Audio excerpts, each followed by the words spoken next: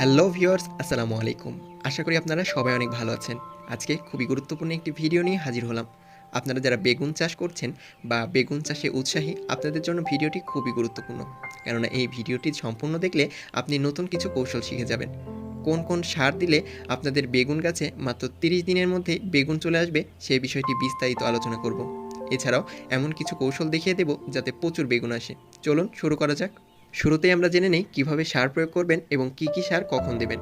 Viewers, সার প্রয়োগের পূর্বে আপনাদের প্রত্যেকটা বেগুন গাছেই অবশ্যই চারপাশে এরকম করে মাটি আলগা করে নেবেন। এবং বেগুন গাছে হয় কি অনেক সময় এই আগাছাগুলো বেশি থাকে, সেজন্য অবশ্যই বেগুন গাছের চারপাশে আগাছাগুলোকে তুলে ফেলে শক্ত ঢিলাগুলোকে ভেঙে দিতে হবে ঠিক এভাবে। এবং ঢিলা ভেঙে দেওয়া হয়ে গেলে অবশ্যই যে গোড়ার দিকে মাটি রয়েছে এভাবে হালকা একটু নাড়িয়ে নেবেন।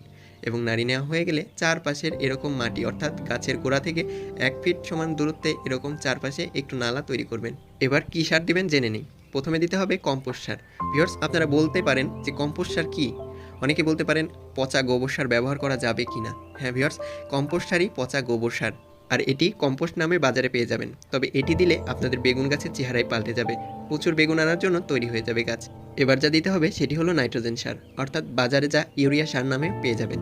এটি আপনারা কতটুকু দেবেন? এটি আপনারা 10 থেকে 20 গ্রাম দিয়ে দেবেন প্রতিটি গাছের চারপাশে এরকম ছিটিয়ে।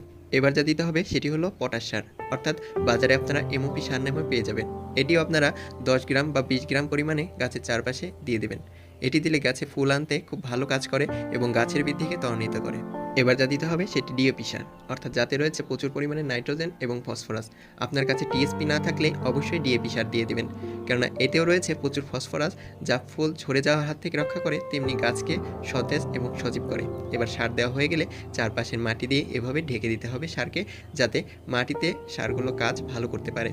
শুধু মাটি দিলেই হবে না, গাছে অবশ্যই পানি দিয়ে দিতে হবে, যাতে সারগুলো সহজেই মাটিতে দ্রবীভূত হয়ে গাছে এলিমেন্টাল বা পুষ্টি উপাদান হিসেবে শোষণ করতে পারে। তবে গাছের বৃদ্ধিতে শুধুমাত্র সার দিলেই হবে না, সারের পাশাপাশি আরও কিছু পরিচর্যা রয়েছে।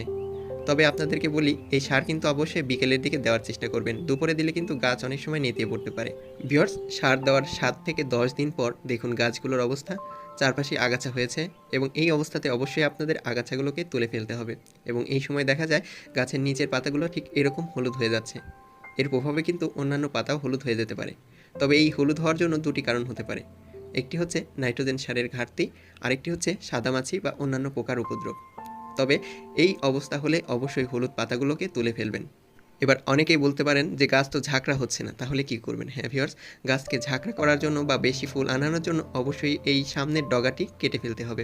আপনারা নিশ্চয়ই 1G 2G 3G কাটিং শুনেছেন। হ্যাঁ ভিউয়ার্স, আপনারা শুধু একবার এই ডগাটি কেটে ফেললেই হবে, আর কোনো কাটিং করার দরকার নেই। দেখবেন এই যে পাশ দিয়ে ছোট ছোট শাখা বের হয়েছে, এগুলো বৃদ্ধিপ্রাপ্ত হয়ে কিন্তু বেশ ভালো এবং শাখা প্রশাখাযুক্ত গাছ তৈরি করে ফেলবে। ভিউয়ার্স, 20 দিন পর দেখুন, অর্থাৎ সার প্রয়োগের 30 দিন পর গাছটি কতটা ঝোপালো হয়েছে। আপনি বিশ্বাস করতে পারবেন না, গাছটি কিন্তু একদমই একটি শাখার ছিল, পরবর্তীতে অনেকগুলো শাখা বের হয়েছে এবং অলরেডি আপনারা যদি লক্ষ্য করেন গাছে কিন্তু ফুল চলে এসেছে। হ্যাঁ ভিউয়ার্স, এটা একদম বাস্তব বিষয়। তবে অনেকেই বলতে পারেন গাছে ফুল আসার জন্য তো 2 থেকে 3 মাস সময় লাগতে পারে। আমি এখানে যে বিষয়টি উল্লেখ করেছি সেটি কিন্তু চারা তৈরি হবার 10 থেকে 15 দিন পর, অর্থাৎ সার দেওয়ার পর থেকে 30 দিনের মধ্যে কিন্তু অলরেডি ফুল চলে এসেছে। আমি এটি বাস্তব দেখিয়ে দিচ্ছি এবং পরবর্তীতে দেখুন গাছে কিন্তু প্রত্যেকটা ফুল এরকম ফুটে গেছে। আমি গ্যারান্টি দিচ্ছি, আপনারা যদি এই নিয়মে সার প্রয়োগ করেন এবং সঠিক সার প্রয়োগ করেন, তাহলে অবশ্যই আপনাদের গাছে প্রচুর বেগুন আসবে 30 দিনের মধ্যেই। এছাড়া বলেন পাতা হলুদ হয়ে যাচ্ছে, যদি উপরের অর্থাৎ কচি পাতা হলুদ হয়ে যায় তাহলে সালফার সার দিয়ে দিবেন। এছাড়াও যদি বয়স্ক পাতা হলুদ হয় নাইট্রোজেন সার প্রয়োগ করবেন গাছে। এছাড়াও অনেক সময় দেখা যায় যে পাতাগুলো এরকম নুইয়ে পড়ে আছে।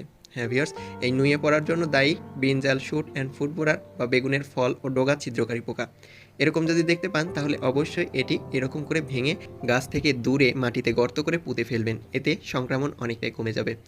আপনাদের অনেকের আরও ধারণা রয়েছে যে অনেকে বলেছিলেন আপনাদের গাছের বেগুন তো ধরে, কিন্তু কিছুদিন যেতে না যেতেই ঠিক এরকম পচে যায়। ভিউয়ার্স দেখুন, এরকম পচে যায়। এই ফল পচা রোধ করতে ফাঞ্জিসাইড বা ছত্রাকনাশক রিডোমিল প্রয়োগ করুন গাছে। এতে করে দেখবেন গাছে এই ফল পচা সমস্যা হচ্ছে না, কেননা রিডোমিল হচ্ছে একটি সিস্টেমিক ছত্রাকনাশক, যা দিলে গাছে ফল পচা সমস্যা দূর হবে। এছাড়াও যদি ফল পচে যায় সেই ফল পচা অংশটি অবশ্যই গাছ থেকে তুলে কোনো একটা জায়গায় পুঁতে ফেলবেন।